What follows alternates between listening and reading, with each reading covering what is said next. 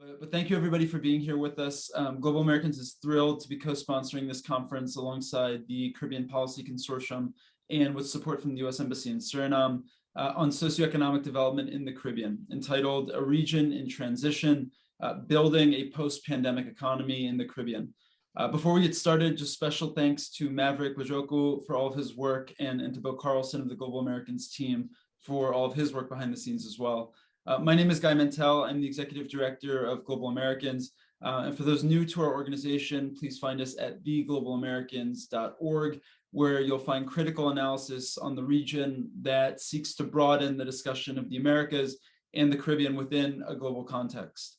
I'd also, while I have the opportunity to speak here, like to announce that with these wonderful panelists alongside me and top experts in the audience, that Global Americans has just launched a Caribbean program with support from the Open Society Foundation, looking at climate change in the Caribbean, which follows our launch of a Caribbean program more than a year ago. So all of the information related to our Caribbean programming and our programming generally throughout the hemisphere can again be found on our website, where we will continue to churn out regular news and analysis on the Caribbean and on the important issues that we're discussing today, with many of the panelists here contributing to that work.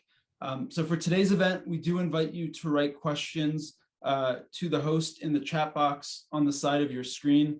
Just a note that we may or may not get to all of them due to time, but we do invite you to contact us in that way. So without further ado, I'm going to dive right into the bios of our esteemed panelists here, and then we'll go into some questions right thereafter. But I'm delighted to be joined by some of the top experts in the Caribbean policymaking space. Trisha Tannis is the Managing Director of the Uncomer Group in Barbados, the current chairperson of the Barbados Private Sector Association, and co-chair of the Barbados Economic Recovery and Transformation Committee. She has over 20 years of experience in financial management and corporate governance, and she recently served as president of the Barbados Chamber of Commerce, having previously served as senior vice president and chair of the retail subcommittee of that entity. Scott McDonald is the chief economist at Smes Research and Gradings. Before that, Scott worked as the head of research for an asset management company and served as an international economic advisor at the Office of the Comptroller of the Currency in Washington, D.C. He's written extensively on international economic issues and geopolitical risk, with a particular focus on the Caribbean and Latin America. And Scott is also a research fellow at Global Americans and a CPC fellow, and has a PhD in political science from the University of Connecticut. Oslene Carrington is the founder and CEO of the Guyana Economic Development Trust, a US-based philanthropic initiative that provides financial assistance for emerging Guyanese businesses. She's also the CEO of the Guyana-based Economic Development Fund, which provides a virtual startup incubator and growth business accelerator for ag tech, ag science, and agro-processing ideas and businesses from Guyana. And over the past 25 years, Oslene has held senior management positions at Fortune 500 companies and American nonprofit organizations, particularly in the education and the business sector. Last but certainly not least, Maverick Rajoku is the founder of the Youth Education and Leadership Foundation, which is a nonprofit dedicated to the empowerment of rural Surinamese youth. He is a director at the Surinamese Ministry of Regional Development and Sports. And in 2020, he worked at the National Institute for Environment in Suriname as an Indigenous tribal peoples and stakeholders engagement specialist. Maverick was also previously a Humphrey Fellow at Syracuse's Maxwell School of Citizenship and Public Affairs, and he is also a CPC Fellow. And again, many thanks to Maverick for all of his support in planning this event. So with that, I'm going to dive right into the conversation here. And Scott, maybe I'll start with you with a bit of a big picture question that will hopefully get the conversation rolling. Maybe, Scott, if you can just open by setting the stage for us a bit as to how we ought to interpret the current state of socioeconomic development in the Caribbean, including challenges brought about by the pandemic, and how governments can deal with this in a more robust fashion in terms of investment and direct investment. Sure, thank you, Guy. And I'd like to start off by just saying thanks to Global Americans, Caribbean Policy Consortium, U.S. Embassy in Suriname. Yeah, the question you asked I could give an answer that go on for at least an hour, but since I probably have about 5 minutes, I'll try to condense it into something more shorter. I'd say the critical word is transitional. If you take the picture and step back and you look at the macroeconomic situation on planet Earth, 2019, global economy was slowing, but it still grew by 2.8%. Trade was good. In the Caribbean, tourism had a pretty good year. 2020, we have this abrupt contraction of the economy. Global economy contracts by about 3%. Caribbean economies are hit very hard, especially in tourist sectors. Extractive economies got hit as well, but not anywhere as bad as the places like the Eastern Caribbean. I think, according to the IMF, Eastern Caribbean countries got hit by a contraction of 16% in 2020. 2021, we've had a recovery. It's been very uneven. And 2022, there's a lot of question marks that sit on the horizon. In terms of how is this reflected in the Caribbean, it's left a period of, I would say, large fiscal deficits, debt management problems in a number of countries. The lowest tiers of the population probably were hit the hardest. And it's really put a lot of healthcare systems under a lot of stress. Governments responded with fiscal stimulus. There was a turning to the IMF and the World Bank. But these measures are temporary. The global economy is moving on. If you're looking at tourism as the mainstay of the Caribbean economy, you have to question what's going on with the US economy, which is filled with question marks over inflation. Interest rates could go up, which could aggravate the debt management issues in the Caribbean. If the economy slows in the US, which I think it will slow, but not to probably around 4.5%. The question is, do tourists come to the Caribbean from the US, or do they keep their money in savings? China is another big issue in terms of where its economy is heading. You've definitely had major problems with the property sector, which accounts for about 25% of China's GDP. Does Chinese investment also continue? And the other factor, which we're all aware of, is Omicron. The new variant of COVID, and this has raised a lot of issues as to what is tourism going to look like through the course of the year and going into next year. In Europe, we've seen lockdowns. We haven't seen a lockdown in the US, but that also raises big questions. I'd say possibly one of the good things to come out of this sort of transitional period in the macroeconomic sense and how it's played out in the Caribbean, it's forcing people in the Caribbean to look to other types of earning an income. Tourism has been the mainstay for a core group of countries, with the exception, Dominican Republic's done manufacturing, but certainly in Guyana and Suriname, it's the oil industry and it's been the gold industry. And then the question going forward is, we have a pretty well-educated group of people in the Caribbean that are connected globally. How do we take advantage of that and digitalize? How do we hook into fintech? And you're seeing a lot of this and a lot of creation of new companies. I think that 2022 is going to be a better year for the Caribbean, but like I said, there's a lot of challenges sitting here on the landscape. Yeah, thank you, Scott. That was a wonderful high-level overview, and I think now we'll just kind of dive a little bit deeper into each of those threads that you started unpacking for us. Maybe I'll turn to Trisha and ask a question on tourism, which is one of the pieces that Scott mentioned. The Caribbean, as Scott mentioned, has experienced unprecedented decline in tourist arrivals since the outbreak of the COVID-19 pandemic.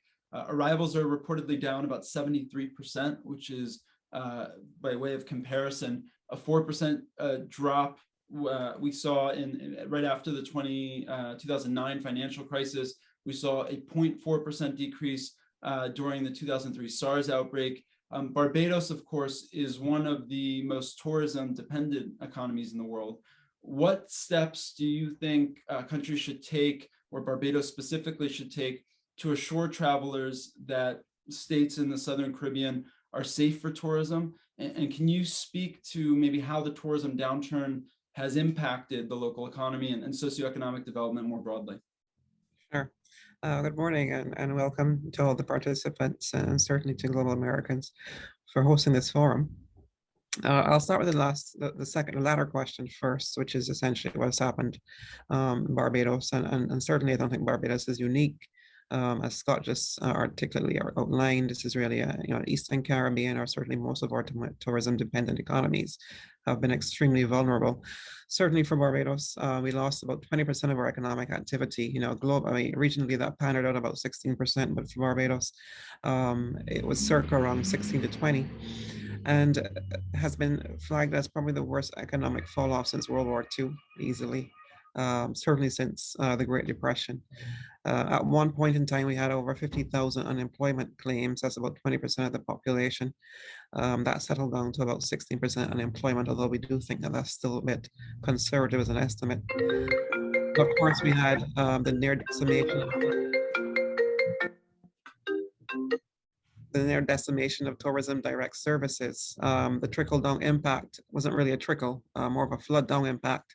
And you had a lot of small businesses pretty much being wiped out because of the absence of tourism and that huge decline that you've referenced. In response, the government certainly provided somewhat of a safety net, a social safety net for employment in the tourism sector.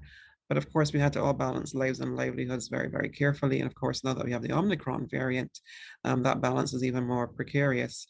As you know, Barbados essentially entered into an IMF program in 2018, and we came into 2020 probably with the highest level of business confidence that we've had in maybe a decade before the crisis struck.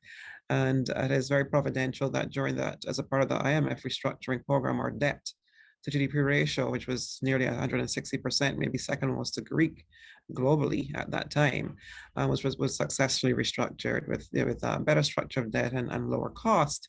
But of course, now we're back to square one. And it's a good thing we actually went into that program before the onset of the crisis, because we would certainly be in a far worse position now. So we do have rising debt again, but it is better structured debt and far less expensive, with some interesting, innovative, resilient clauses to guard the economy against climate impacts. Unfortunately, we don't have any anti-pandemic resilience impacts, but I'm sure that that's going to be coming up ahead. But in terms of your broader question, what can Barbados, and certainly the Caribbean and Eastern Caribbean in particular, which is extremely tourism dependent, what can we do? Well, more of the same, really. And that is really going to need to manage and balance risk with the science that's available, taking reasonable steps to mitigate. We need to move away from the older technology. Barbados, for example, is still using a gold standard PCR test to manage and employ and to manage the risk at its borders. And the borders in particular, what has to be watched, because of course, with tourism dependent economies, essentially the virus tends to be imported, not necessarily organic amongst the local population. But essentially what we have now is massive contagion and community spread. But initially it has been imported. And right now there are barriers being put up all across the Caribbean, the Eastern Caribbean, to stop Omicron from crossing the border as much as we can. More nimble testing and rapid protocols, trying to identify those viruses, a bit more rapidly. But right now, the big question for us is the current vaccination regimen and the vaccines available to the Eastern Caribbean, the Caribbean on the whole, resilient to Omicron. Vaccination mandates have been used extensively as the ultimate weapon in the fight so far in the COVID-19 pandemic. Omicron raises another interesting specter, which is it still, and to what extent? And the science that needs to move very, very quickly, and of course the WHO, PAHO, and so on, the Caribbean relies on, CARPTA in particular, needs to opine very, very quickly as to whether or not the current vaccine regimens are just as effective and impacting on Omicron. Vaccine mandates, Guy, are definitely still the biggest and most effective way to go, but this of course takes political will. And we've had a very diverse response to vaccine mandates when they have been attempted in the Caribbean. And this is what tourists are looking for. We put tourists through quite a bit of protocols to arrive at our shores.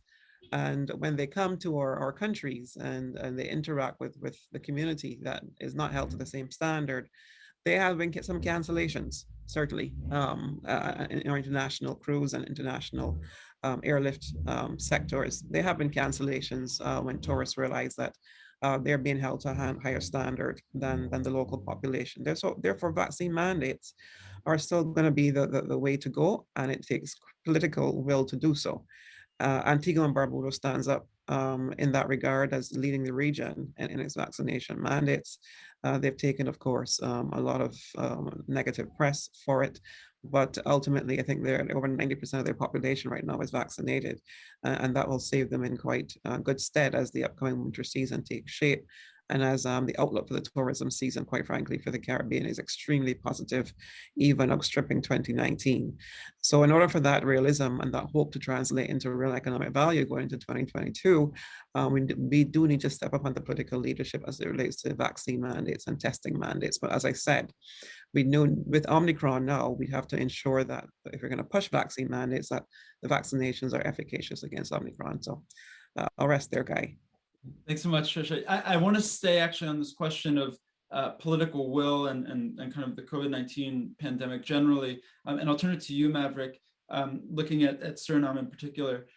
The 9 indigenous cultures recognized in Suriname represent only 4% of the country's population of 586,000 people. However, they've accounted for more than 15% of COVID-19 deaths. I'm wondering if you could tell us a little bit more, given your experience working with inland communities in Suriname, what you might recommend that Suriname's new government do to address the indigenous population's disproportionately difficult COVID-19 experience, and maybe more broadly, some of those other more vulnerable communities, how political actors might do a better job protecting them as we move through this kind of variant of the pandemic, but beyond.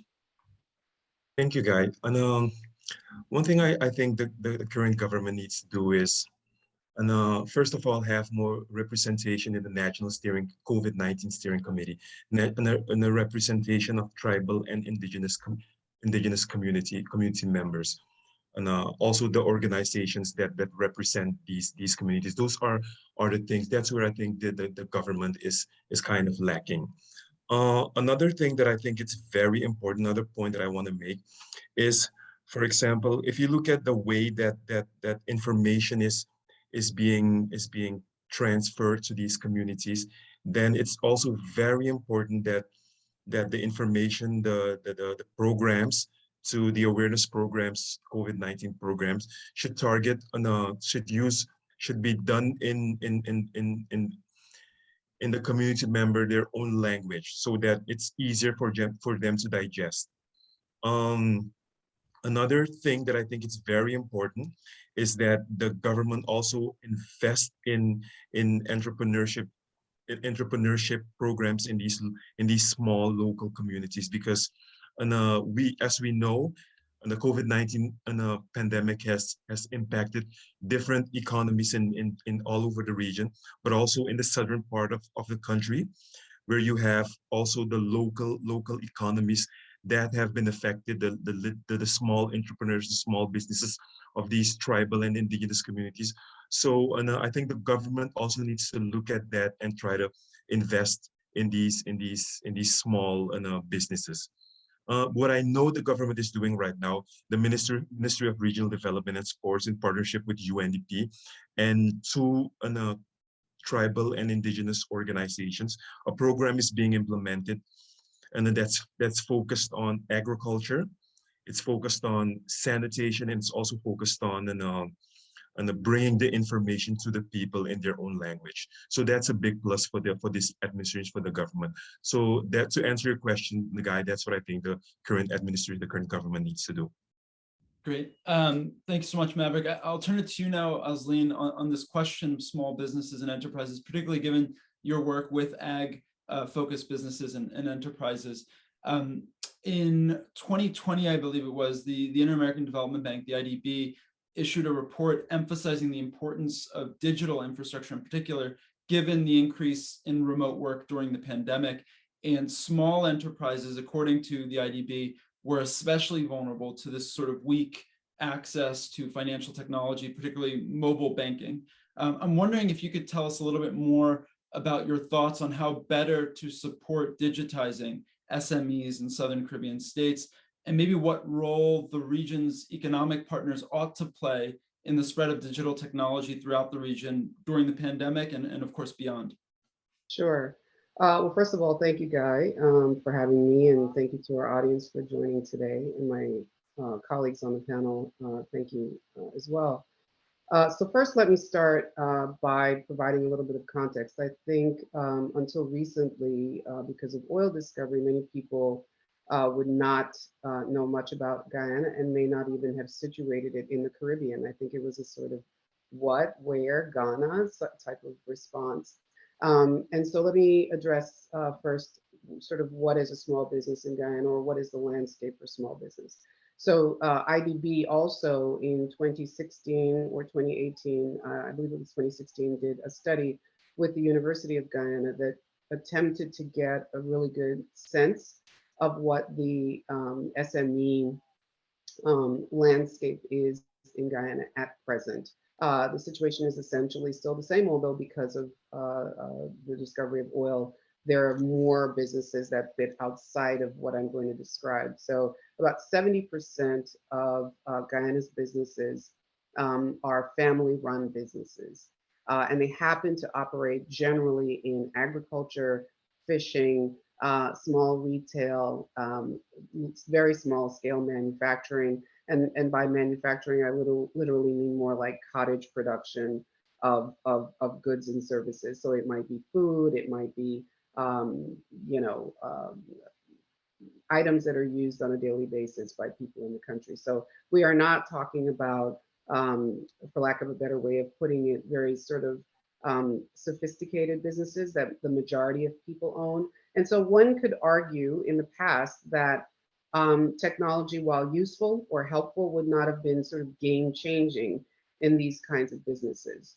However, in recent times, of course, with the advent of oil and the support services that the majority of Guyanese would be providing, because again, the population wouldn't have had the training to be necessarily involved in oil, oil production directly, but certainly can provide those support services, be they on the actual drill ships, or if it could be in terms of helping folks to transition from wherever they're coming from, US more likely than not, to Guyana, and so forth, educating their children and the like. So a lot of those types of businesses have been built up, as well as things like shore-based type businesses that are, again, supporting the oil industry. So when you think about those types of businesses, as well as the ones that we're increasingly supporting, or we support, and there are increasing numbers of them, which would be technology-based, but again, ag-based technology or ag science-based, yes, there are definitely challenges. And the challenges are not simply about access to technology. The challenges also are about literacy with technology. We run incubators and accelerators all year long, and we target different types of businesses. We also target the entirety of the country. So we have participants who are coming from our southernmost, we call them regions. So we have 10 regions of the country. And so our southernmost region is Region 9 on the border with Brazil. We also have Region 1 and I believe it's 7 that border Venezuela. And so the fact is that in those hinterland, as we refer to them, regions, it's literally about infrastructure. So I would categorize the challenges as being, as I said, the types of businesses and their possible need for highly advanced technology, fintech or otherwise. And when I say highly advanced, that would be in the Guyana context. The second issue would be, again, literacy. And the third would be infrastructure. So those are the realities. We have people who are extraordinarily bright that work with us. As Scott would have mentioned, the majority of Caribbean people are well educated or certainly the majority. So we have, education rate, literacy rates well above 90%. But the fact is, it's the access to the technology as well as, and that has a lot to do with infrastructure, as well as pricing and so forth, that will potentially impede people's literacy, because if you're not using technology over time, you certainly aren't going to be as literate in it as you could be. So that's the sort of context that the situation that we're in. And in terms of SMEs, I think, yes, more businesses would like to be using financial technology. It's very expensive to bank in Guyana, bank in the Caribbean in general. There are a lot of fees. The rates of borrowing are low because the interest rates are quite high. So, there are more companies making services available, and for those who have access to the technology and who are comfortable with the technology, yes, we are seeing, generally speaking, my company in particular is seeing greater usage of those types of things. As an example, we happen to be sponsored by, some of our programs are sponsored by GTT, which is Guyana Telephone and Telegraph, the oldest, telephone company, partially owned by the government of Guyana. But due to liberalization, of course, there are other entrants. GTT has a wonderful product called Mobile Money Guyana. And so more people are using that to pay their bills. And it's a mobile wallet, essentially. And they're recognizing, again, due to COVID, the convenience of using such technology. Is the penetration where it needs to be? No. And partially that's because we are still a cash-based economy, as many countries in the region are. And so while I might have mobile money and I might have my wallet ready to use it, I go to a retailer who doesn't accept it. Or I go to a facility where I want to cash out my my cash that's on my mobile wallet, and it's not allowed because it's not that it's not allowed, but the partner that would typically be cashing out doesn't have access to the cash or what have you. So there are these types of kind of logistical infrastructure issues that if and when addressed will make a difference in terms of greater use of technology that will benefit SMEs. And so to your last question, how can partners assist? I think it's in that arena. I think digital literacy, and I'm not talking about how to use Windows, I'm talking about the benefits of financial technology, educational campaigns for businesses that would otherwise not be accepting, it doesn't even have to be mobile money. Most businesses in the Caribbean are unwilling, unless they're sort of large companies, to take credit cards. I don't know if they don't, if they're unwilling to pay the fees associated with it, or again, whether this is really about education. So I think educational campaigns that really talk about the benefits of this other form of technology usage that's beneficial to businesses is really where I see a gap. And the more that happens, and the more that infrastructure issues are addressed, which again is more of a, these are the providers and government, when those things are addressed, I think we'll see much more usage of technology in small businesses. Great. And I see as you were talking, we've had a number of folks chime in with questions in the audience. So I will get to those in just a second. But I do want to unpack a little bit this question of access and financial literacy and financial access, and what that might mean in terms of public-private partnerships. And so Trisha, if I can, I'd like to direct this question to you about what you've seen in Barbados. And I think I would be remiss if I didn't mention the fact that obviously the COVID-19 pandemic has had a real effect on what were previously marginalized and vulnerable communities and their savings to the extent that they had them, but their general livelihoods. And I know obviously in Barbados, prior to the pandemic, nearly 18% of the population was living in poverty, and there was a big impact there, with some estimates suggesting that now the unemployment rate has risen to over 50%, largely again reflecting the impact of the pandemic. I'm wondering if you could speak a little bit on this question again of access, financial literacy, and just general questions of equity, how the private sector can kind of contribute to the development of an economy that also addresses this question of social and economic justice, and maybe what role civil society has to play in the path forward for Barbados? Yeah, no, thanks, Guy. That's a very profound question. Yeah. And Barbados it has a dichotomy of sorts. We do have, persons living below the poverty line. At the same time, we're a society that has about $9 billion in dormant deposits, excess liquidity in our commercial sector, just untapped, unused, and certainly not being put to good productive use, and therefore it is a bit of a stalemate and a stagnancy as well. But in terms of speaking to your question, though, I think it comes back to what doesn't get measured, doesn't get monitored. And therefore, we look at the whole concept of social accounting alongside economic accounting, and the process by which, essentially both social and environmental impacts of organizational actions can actually either, develop their society or work against it. And the whole concept of the corporate social responsibility, as you're asking about, poverty. And some of the principles of social accounting and why it's critical is, it's multi-perspective. It incorporates a wide diaspora of feedback from groups that are important to the organization. It allows for comparability in terms of benchmarking, both globally, sectorally, regionally. It can be verified and validated by persons external to the organization. And essentially, it allows management in the private sector to position themselves in their companies, their decisions, their profit-based agenda, as well, against a higher level of scrutiny, and not just in pure economic terms.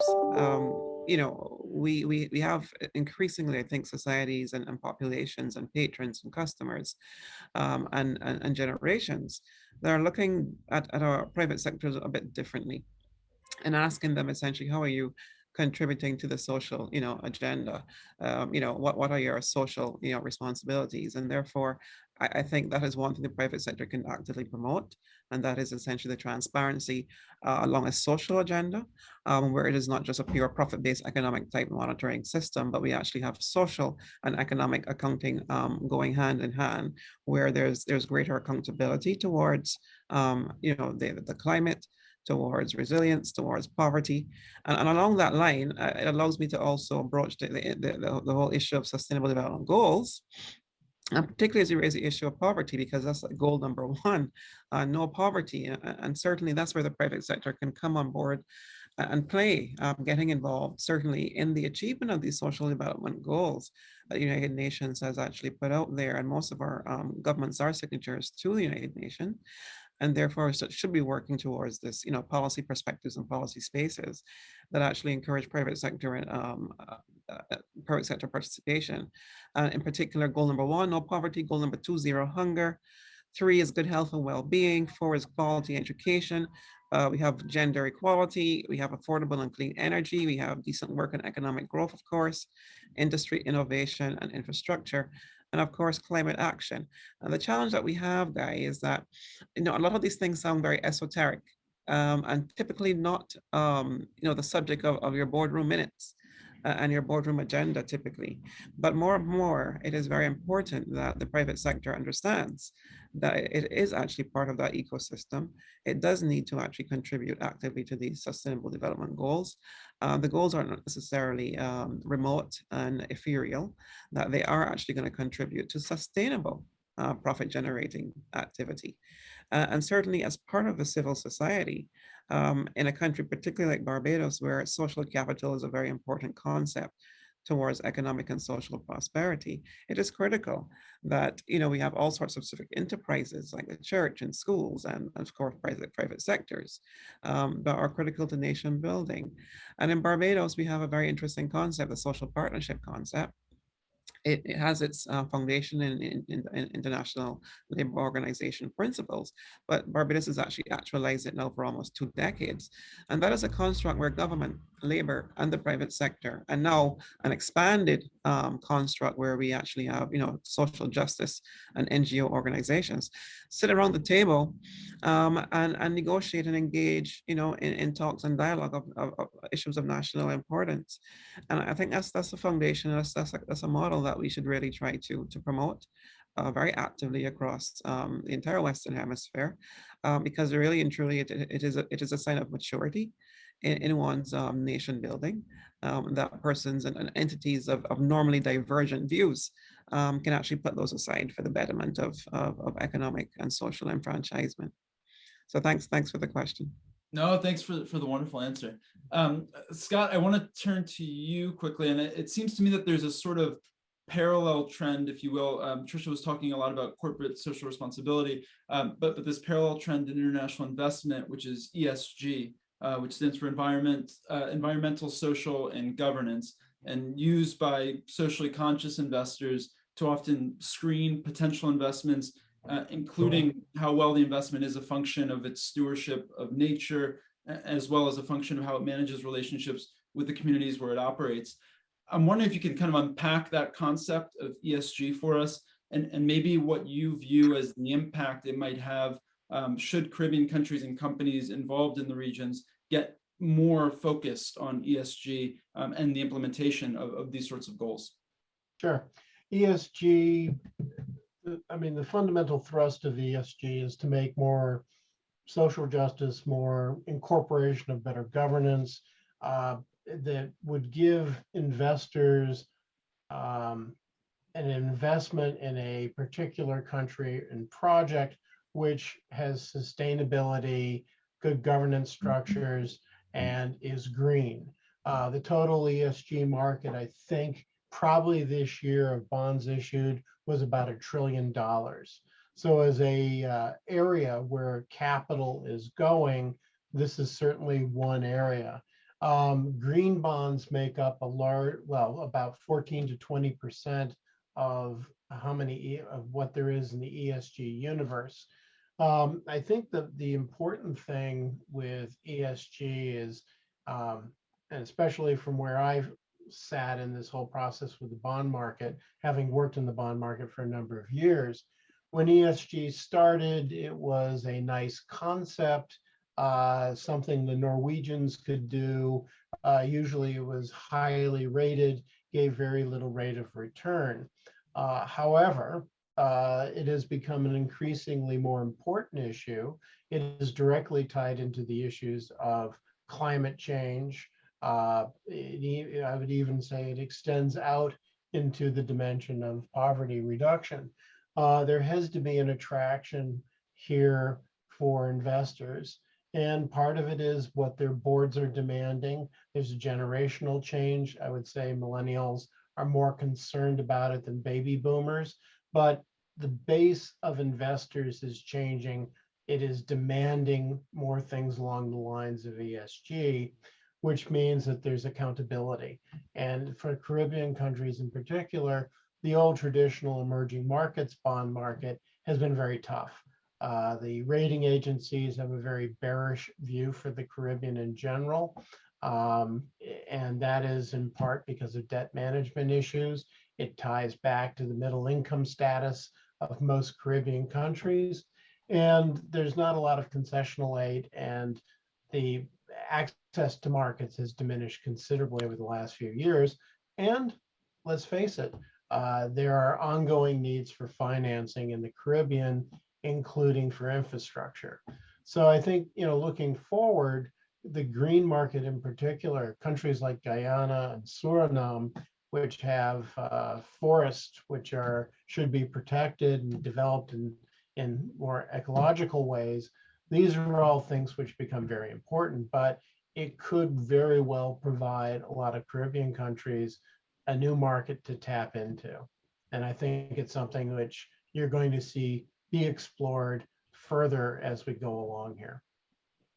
Great, thanks so much, Scott. I'm going to turn, Maverick, I'm going to turn to you. I know you want to talk a little bit about SMEs, but I also want to tie together a couple of threads that we've had here so far, which is this kind of two complementary, simultaneous, somehow contradictory as well, development agendas that we see in terms of existing environmental challenges stemming from climate change, the rise of sea levels, the increase of high intensity rainfalls, and on the other hand, recent offshore oil discoveries in Guyana and Suriname, which in themselves kind of provide more hope for newfound economic growth and growing regional influence. Can you speak a little bit to those two development agendas in the way in which they complement each other, but also in some ways contradict each other? This idea of kind of sustainable environmental development and another agenda that might emphasize more growth with the offshore oil industry. So if you look at the country Suriname, to put everything in perspective, you see that the extractive industry and the oil industry, they're kind of the dominant industries that make up the economy of Suriname. That's one of the challenges that the country is facing. Another challenge is the socio-economic crisis, which this administration is struggling with. And the third challenge of this country is the COVID-19 pandemic that we spoke about minutes ago. So within this context, you see that the government is pushing forward two development agendas. One where sustainable environmental development plays a very important role, and this is not by choice. This is something that the government is obliged to do. We have to do it in Suriname because Suriname is going to be one of the countries that is going to be hit, and when we're going to feel the effects of climate change. You see that a lot of 85% of the population live in the coastal area. And also there you see in the coastal area, you also see the capitals is also in the coastal area. So all of these elements, all of these things will be affected by climate change. So this is an agenda that the government needs to pursue. On the other hand, you also see the oil industry, the oil and gas industry, the offshore oil industry that can propel the country out of this social and economic crisis right now. If you look at these two agendas, they're very contradictory. They contradict each other because oil and gas, that industry produces a lot of carbon. And in Suriname, we're trying to promote the country as a country that's green, 93% tropical rainforest, carbon negative, the second carbon negative country in the world. So it contradicts each other. But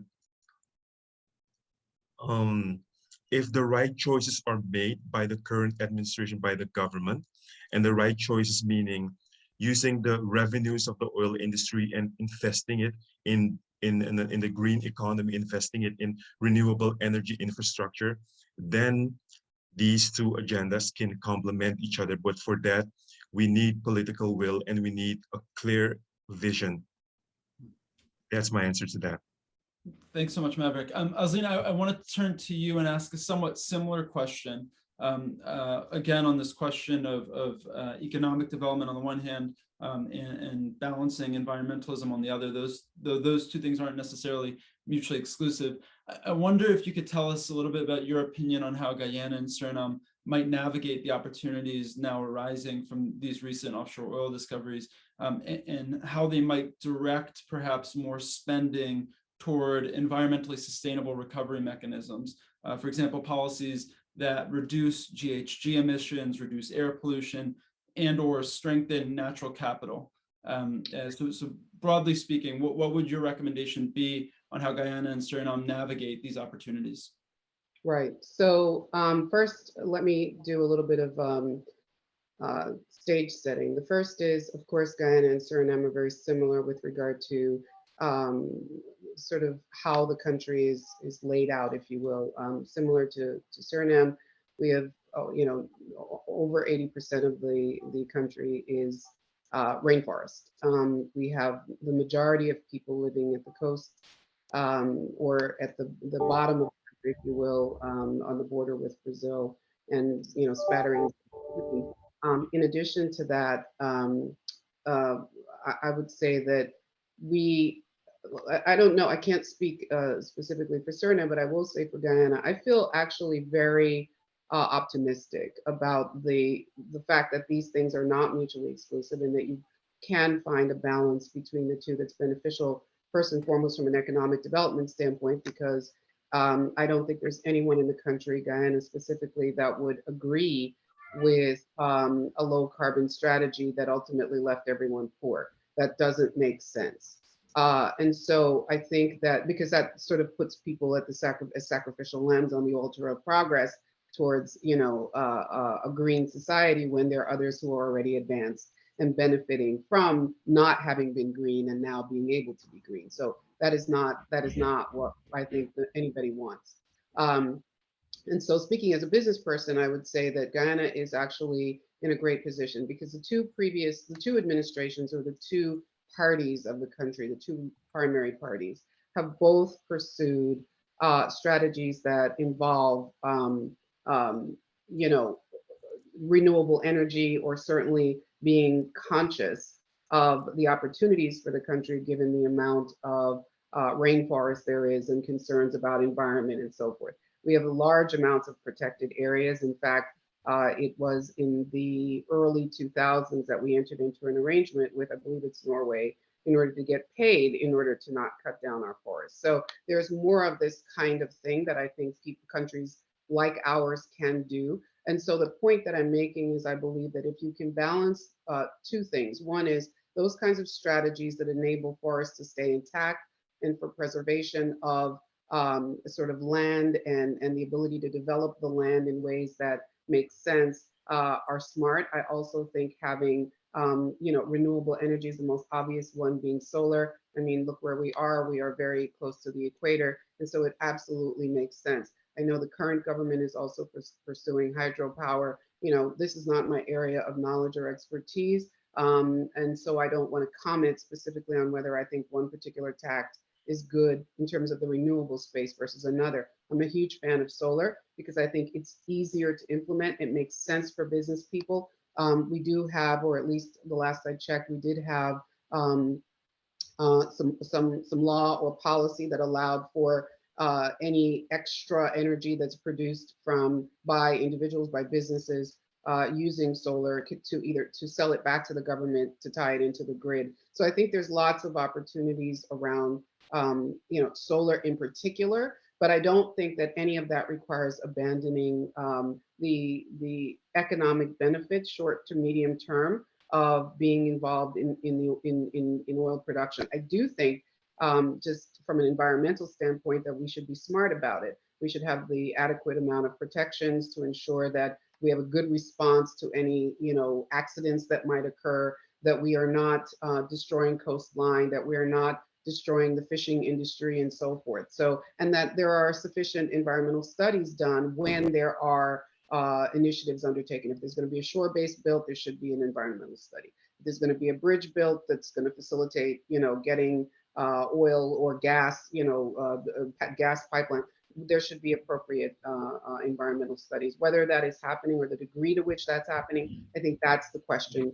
First, should there or should there not be these two things happening concurrently? That's my particular take on it, again, not being an expert. Great. So I'm going to turn now to some of the questions from the audience, and this one in particular, Oslene, actually falls into your area of expertise in a way more firmly than maybe that one did. But I think this could be answered by all of our esteemed panelists here. This one comes from Nicholas Watts, and he asks, what are the implications of a transition to a green economy for SMEs and skills generally? Right. I think that in terms of the transition, I think people would be, again, we work with small businesses that are in emerging areas, again, agricultural technology and so forth. And we definitely do, as well as agricultural production or agro-processing.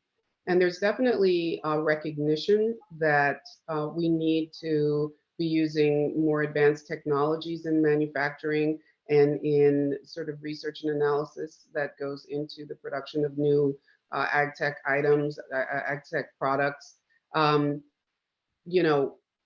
am an advocate of whether it's private or publicly done, facilities that provide access to, smarter technology, smarter energy, and so forth, because this is what's going to help to lower the cost of manufacturing. It's going to help to lower the cost of research. It's going to attract people out of university. As many of you would know, Guyana has one of the highest immigration rates in the world, or certainly in the region, in terms of our tertiary, the people educated at the tertiary level.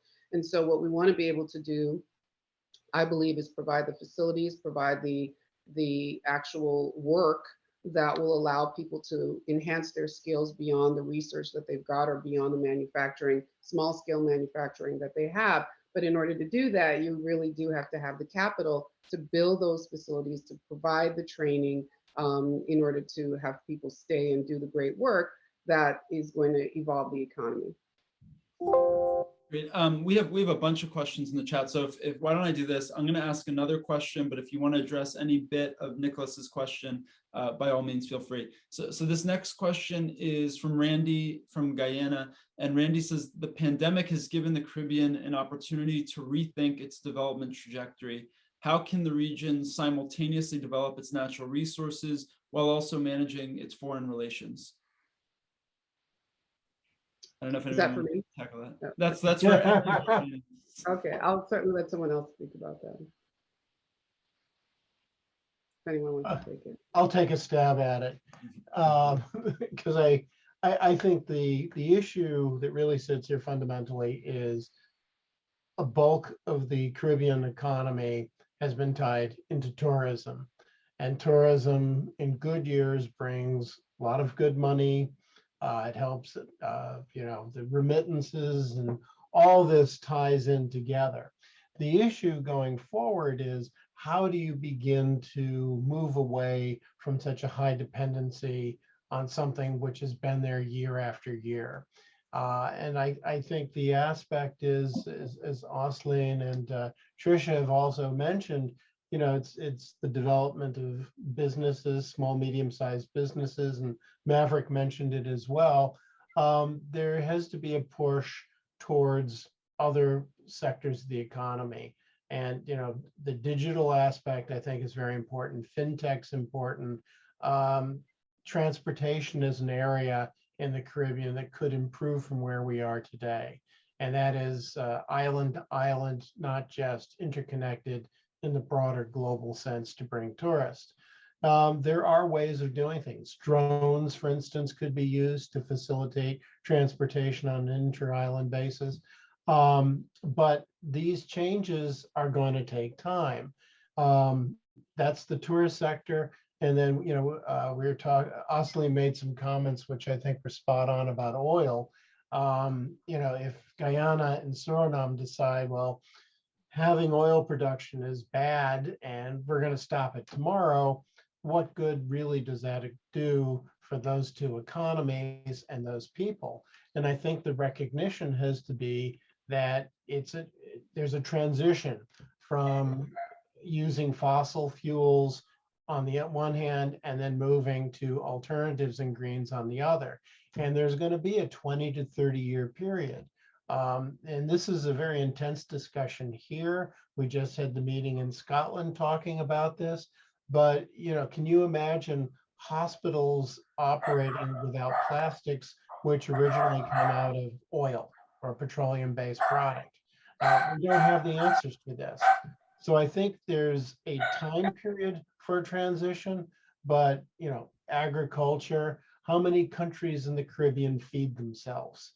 And this is a region that used to be an agricultural powerhouse in the 1600s and 1700s. It's a different world, but there are plenty of needs that need to be filled in the region. And I think those things have to be explored in a more deeper, profound fashion. And they also need more political will to do it. Yeah, Maverick, maybe I'll direct this next audience question to you. It's coming from Suriname, and it asks, how will the private sector contribute to social goals when they're still trying to stay afloat amid the COVID-19 pandemic? Oh, that's a very good question. I think one of the things, especially when I look at, for example, the district of Sipaliwini, right? I think the private sector can contribute by even if it's a small bit. So, for example, in the sense of capacity development, especially in the district of Sipaliwini, by helping these communities build their capacities and help them build their capacity regarding COVID-19. That's how I would answer that question. Great. And Oslene, I saw that you wanted to respond, I think, to a previous answer that Scott made.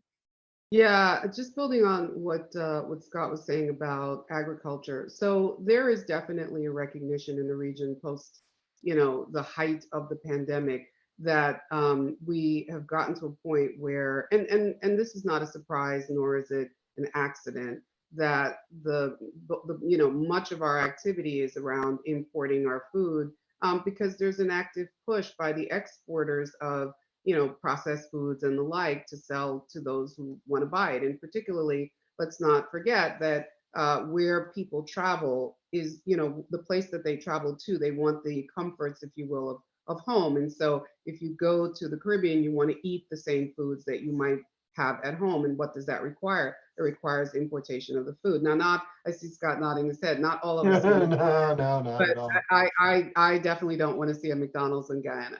But the point is that, or Senor Frogs for that matter. But the point is that because these economies were so heavily tourist driven, it makes sense and almost that there would be this demand for the foods that we imported. But because of the pandemic and because of the reduction in tourist activity, and also just because of the economic burden of having to import these foods when you've got low foreign currency reserves, there is an increased effort locally in the region for agricultural production that is about local consumption, about agro-processing and reducing imports in this area. Guyana, for example, and Suriname are one of the largest exporters of agricultural goods in the region. Guyana is 30% of our GDP. I believe Suriname is 10%. I think the only other countries that have that kind of anywhere near that are, of course, Haiti, Dominican Republic, and one or two others in the one, I think in the Eastern Caribbean, I forget which one. And so, we have a great opportunity in Guyana to not only increase that, the majority of our agricultural exports are sugar and rice. We have an opportunity to change that mix, even if it remains 30%, to have it be finished goods. And that is exactly what's happening. And that's we are contributing to that through our work in Guyana. Great. We have a question from our friend Bruce Zagaris on this question of the global minimum tax. So I'll open this one up to all of the panelists. But Bruce asks, what will CARICOM, the individual governments, and the private sector do to prepare for a global minimum tax, especially since some CARICOM countries rely on low tax rates to attract investment? I can attempt to start off on that. Just attempt. This is a serious existential threat to financial jurisdictions. Barbados can speak to that very, very ably because, quite frankly, the international business sector contributes well over 2/3 of the corporation tax revenues for Barbados. St. Lucia has a vibrant offshore sector, international business sector as well. This is likely, bar COVID, the greatest threat, I think, to economic recovery and stability in some of our jurisdictions in the Caribbean. Unfortunately, I think it's due to go into effect in 2023. Much like the crisis, there's a bit of denial very early in the negotiation. There were predictions that it would never happen, that Joe Biden, who led the discussion on this, would need capitals agreement. But roll forward, it is going through in 2023. Already 20 countries, 7 countries have signed up to it, and even those of us who initially didn't want to come to the table jumped into the table quite quickly, just because we wanted to get a seat at the conversation and not be excluded from it. In terms of solutions, though, we're coming up very, very short on that.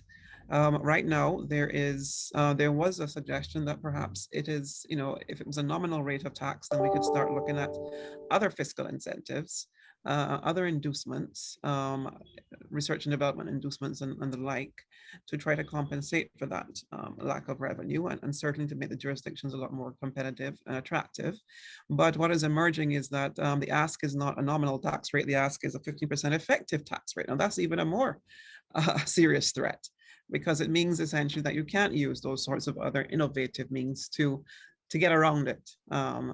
Sorry to put it in those terms. And therefore, you know, countries like Barbados and some of the countries in the Eastern Caribbean that already have a challenge with their global competitiveness as it relates to the ease of doing business, or the lack of ease, or the dis-ease, and the high costs of doing business, really are going to have to pull on all of their available innovative policy frameworks to try to combat this, and to do so quickly. But the only thing, Bruce, that we're hearing so far is essentially looking at incentives, maybe going back and asking for a special carve out for small developing island economies. As you know, really and truly, we're getting swept up in a very large net that's really designed to capture, you know, the larger global conglomerates, the Amazons and the Yahoos, and the various very nomadic service enterprises that you can't track from one country to another. And that is really what the entire intention of this was. It was never intended to capture, you know, all of the Canadian offshore companies that, you know, that were attracted to the Caribbean, Eastern Caribbean, you know, for the last, you know, 50 years. But they will be swept up in it as well. And therefore, it's still an evolving story. Scott, I don't know if you have any more information, but you know, as we evolve, essentially, the conversation is really evolving around what else can we compete on as a global international jurisdiction if it is not tax, right? I just want to comment very briefly too on what Oslene said, and in answering the question before. I think the fact that, you know, clearly the issue of economic diversity is a challenge for the Eastern Caribbean and the Caribbean. Whether we call it a monocrop, whether that crop is sugar, whether that crop is tourism, whether that crop is oil and gas, you know, the propensity essentially to wrap an economy around a single sector is the key, unfortunately, to the undoing of the Caribbean, and will keep us in a vulnerable position. Very vulnerable. And we embrace and we laud essentially the developments that oil and gas are going to bring to the region. Absolutely. And Barbados certainly is on that. We do have some exploratory work happening as well. But if we don't see 20 years down the line where this also has a shelf life, should we not then be at the same time jumping into sectors that are sustainable and diverse and that we can compete on? And for those countries that are larger, that have more critical mass, yes, is it agriculture? Is it larger infrastructure? For the smaller ones like Barbados, is it a services-based industry? Because all we have are people, educated people, right? And great infrastructure. You know, should we not build a sustainable, you know, competitive sectors around that? So long story made longer, sorry, Bruce. But, you know, I think the answer is going to be in diversification, I'm sorry. And, you know, I think that the pandemic, the global minimum tax, these are all headwinds that are showing us as a region, we cannot approach our economies with a monocrop type mentality anymore. Great, thank you so much, Trisha. And I'll let anybody on the panel who wants to respond to that, because I think there was a lot there that was obviously extremely informative. I'll let them respond to that as well. But I also want to incorporate one additional question that we just got from Ambassador Henry McDonald, who asks, and I think this is related to Trisha's last comments. Well, he asks, how do we see a closer relationship between increased tourism and the upcoming oil and gas industry in the Guyana Shield region? Is there a relationship, or could it be developed? I'll address it from the Guyana standpoint. I think these are two tracks that Guyana is absolutely on. We have not, to my knowledge and even my experience, I live in the States, obviously you can tell by my accent, but I go back to Guyana like many times a year, and tourism was not our focus. I would say in the last 7 years or so, a little less than 10, it has become a focus, and absolutely more so in the last 2 to 3. But our tourism is, and I'm not sort of putting value on types of tourism, but I will say that the Guyana tourism, and possibly Suriname's, obviously, that can be spoken to elsewhere by others, but ours is about sustainable tourism. And so we really want to promote our gold, if you will. It's our hinterland. It's our natural resources. It's our people that are in these communities that are off the beaten track, so to speak. I mean, they're certainly not off the beaten track for the Guyanese that live there, or for those of us who visit regularly. But I don't think enough people know about our country, period. And when they do come, they are not coming to lie on the beach. And so I guess the answer is we do see tourism as a tremendous opportunity for us, but in a managed way and also in a sustainable way that benefits the communities that people would be venturing into, because it's those communities that would actually provide the access to the rainforest. And so there's jobs for them, it's improved infrastructure for them as well. So I think that can happen at the same time that we build up the major cities, so to speak, in order to make them friendlier for business people who are coming in relation to or as a byproduct of our increased oil production. These are not mutually exclusive. I also would like to give an answer to that. Mr. McDonald, Ambassador and McDonald. Yeah, I do think with the relationship between the tourism industry, especially in Guyana and Suriname, and the oil and gas industry, is for the simple fact that if you have a good local content policy, which comes with the oil and gas industry, you can organize it in a manner that all of the smaller industries, and in Suriname, tourism is you have the sustainable or ecotourism can benefit from that oil and gas sector. So you have people coming in the country working on in this industry, and they're going to want to explore the country. And in the COVID-19, one of the policies that the government is pushing forward is local tourism. So you have people coming in the country, and you can provide the opportunity for them to explore the country. So labor that's coming to work in the oil and gas industry. Another thing I would like to emphasize is I said earlier, I spoke about building the capacity, especially in the district of Sipaliwini. And that's how, for example, the private sector can support can contribute in this whole COVID-19 situation. But there are also other ways. So for example, you have community-based funds, but you also have ways by working together with all of these, when all of these businesses work together, they can also support each other, especially within the COVID-19 situation we're dealing with here in Suriname.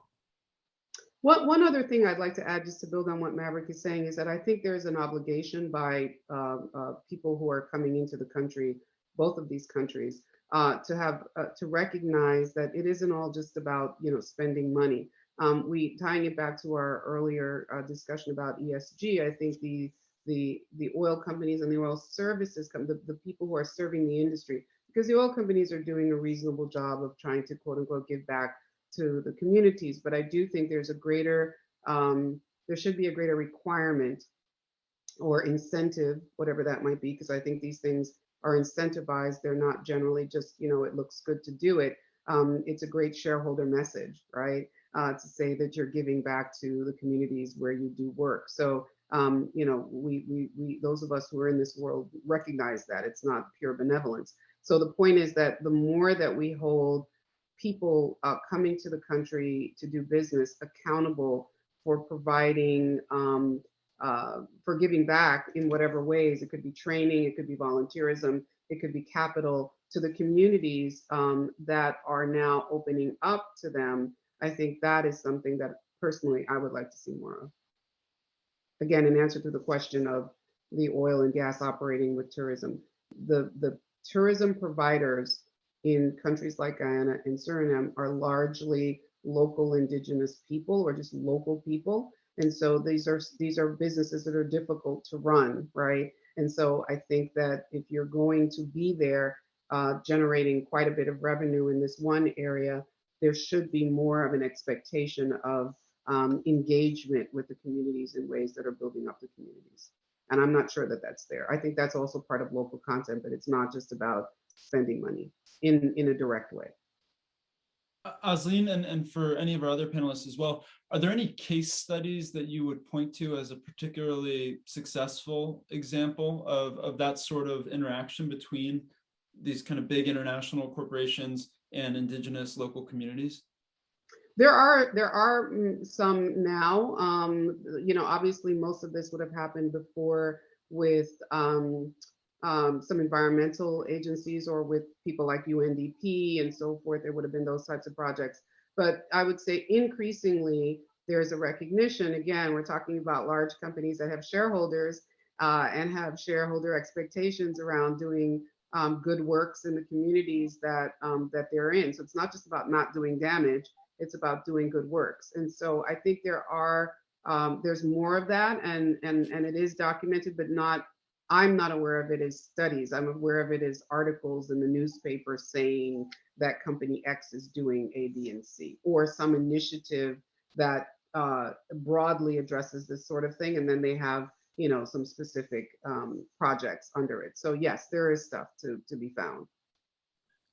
In Suriname, you have I Am Gold and Umont, and within the communities they're working, they have a policy where services are being provided from community members, and also products are being provided from the community members to these multinationals.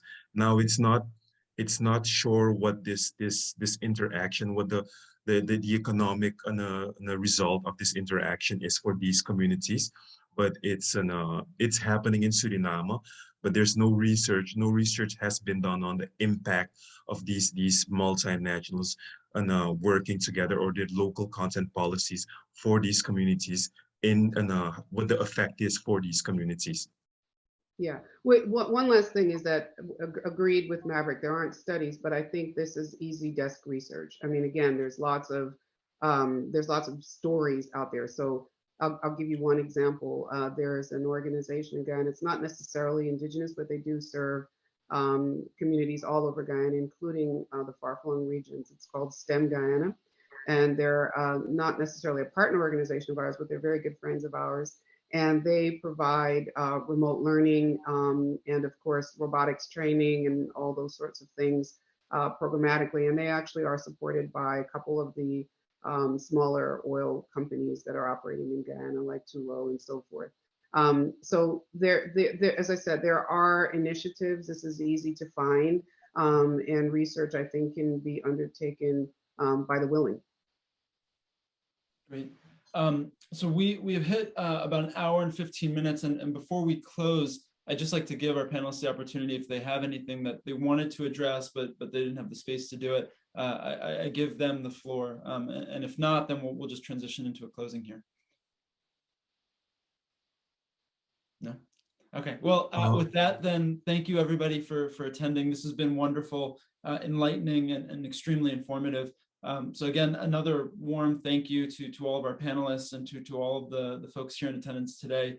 Again, this is one of many webinars that Global Americans will be rolling out in the coming weeks. So please look to our website for more information. And again, it's been an honor to share the virtual stage, if you will, with this distinguished panel, and to bask in all of the work that you all are doing across the hemisphere. So to all who tuned in, thank you, and stay safe and stay well. And we look forward to next time.